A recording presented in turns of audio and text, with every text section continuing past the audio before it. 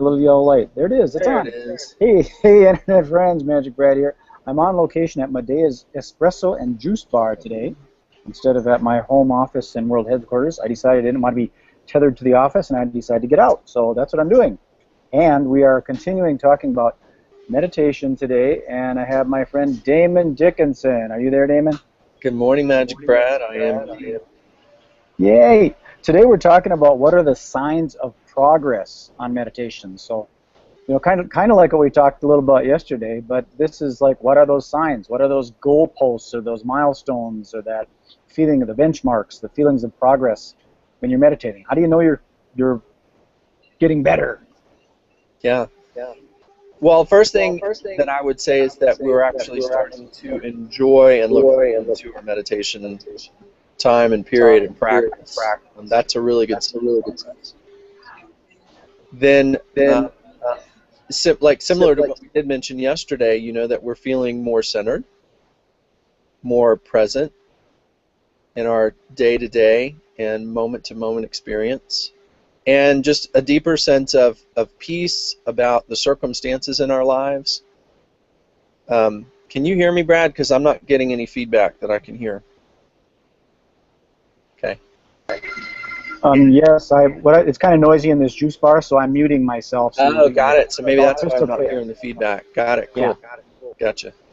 And so, as we continue to meditate, becoming more present, things can happen from day to day, whether we're driving from place to place or unforeseen circumstances, surprises happen. And I just find that quite often, even though I may still have an emotional reaction, it's much less than it ever was before. And I become more present more quickly to it. Like, I notice it. Instead of me being like immersed in it, I can actually kind of observe and see and realize, hey, I'm getting really upset about this, and this is not feeling good, and I really enjoy how I feel when I'm centered and present and in my heart. I choose to feel more like being in my heart and being peaceful. So I'm making a new choice much more quickly to be in a more peaceful place based on that contrast. And I actually notice I'm much more sensitive to being stressed, being in my head, being in negativity. I can't tolerate it, like I used to. Very sensitive to it. So, I suppose too, then, as you I'll say escalate to the next level, but I kind of don't like to think of steps. I kind of think of more of a graduation of phases. yes. But as you go to the next level or area, I suppose you're starting to learn how to not be stressed, and now, of course, you're more comfortable. So you're going to start bringing in other types of situations which might make you stressed again, but that means that you're actually growing. Okay? Yes, and there's no straight line to it. In any graph in an organic natural world, in our experience, it's going to have a wavelength to it. So there's ups and downs that are still happening. I do believe as we do continue to progress over longer periods of time, that those ups and downs become less and less. At least in an ideal world, an idea. And sometimes within ourselves, it's not always easy to see the differences. Quite often it's friends and family and people, and some that actually haven't seen me for a while go, wow, Damon, something's really different about you. You're much more peaceful. And I'm like, really? Am I? It's like, yeah, I can feel it. I can feel it within you. I can see it. So a lot of times it's more observable from the outside than it always is from the inside. And yet, yeah, I do. And there's also this piece of just having a deeper sense of safety and security within myself, that the world and the universe is actually benign and friendly to me, and just a trusting in the world. And this is just because of, especially from excuse me a minute, my phone's ringing. Should have put that on hold. Excuse me, sorry. Part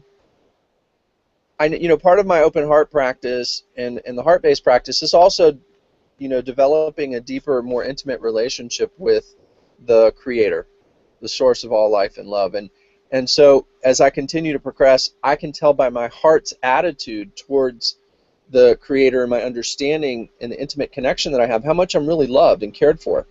And that carries through in my world too, not only in a sense of peace and happiness, but bringing more of a childlike quality to my life and to my day, and to also bring in more creativity and more joy and more trust in taking risks in life, in the sense of moving out into things that my heart are guiding me to do, you know.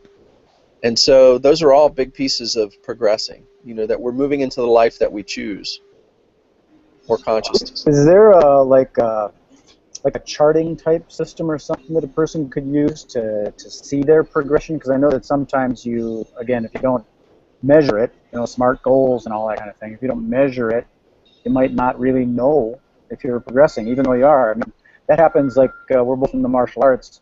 When you first start as a white belt, and then all of a sudden you get your gold belt, and then you get your green belt, you see the progress. But then when you get into your purple belts, it's more like 6 months. You don't see any progress because you don't get that new reward, although you are progressing, because it's a longer duration. You don't notice it. So is there a system, like a charting system or something, a person could do, maybe writing and, oh, well, maybe journaling or blogging? You could do your daily blogs and then check back to see how things are progressing. It's an excellent suggestion, Brad. I have not been very disciplined with like charting from day to day, but certainly, and I do recommend, and I do a lot of journaling. It does help, and it really helps to show me that there are cycles, there are ups and downs, and they're going to come and go. I guess, if you know, a lot of times I haven't reviewed my journals from one year to the next because they're quite full. But I bet if you did look back, you could see a progression over time. I can feel it.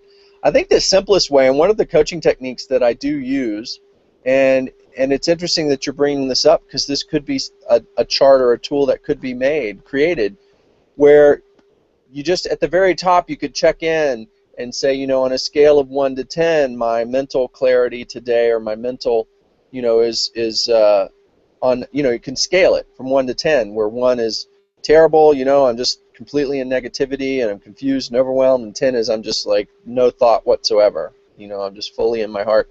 And you could do that for your emotions, you could do that for your heart as well, and just have a little 1 to 10 so that you could see that rating, and then have a journal space underneath it to kind of fill in the details. So that's a great suggestion. Maybe that's something we can work on. Yeah, I think now that concept is cool, and that you could do your daily charting, and then also do your, like, how were you last week on a scale of 1 to 10? How do you think you were last week, and how are you this week? And that way you get something to measure to. You can even go into the months. Like, how were you last month? Yeah, and you know, doing like a 1 to 10 scale really does help quantify it. So even more than a journal, which can be very detailed, you can just have those numbers and you can see them. Exactly. Well, you sort of answered that question. How do you know if you're progressing? Well, you chart it. That's one way of doing it. Just put pennies in a jar or something. The scientific method. That's right. And you could just, you'd have to measure your, I feel really good today, so I'll give that some ratings. So let's just say that the brain and the heart have to work together. Yeah, because, I mean, we do have a brain and a heart. They're both gifts. They're both there to help us. So absolutely. I unmuted myself here. Okay, let's wrap this bad boy up. This is Magic Red with Synergy Cafe, Synergy Collaborative, Synergy 7, Synergy, and Damon Dickinson. Damon, thanks again for taking the time. I know it's you got a lot of stuff going on, so appreciate you taking the time to do this. Thanks, Brother Brad. It's been a lot of fun. I'm enjoying answering these questions as we go through, and you're giving me some great ideas too. So, peace. Namaste. Peace.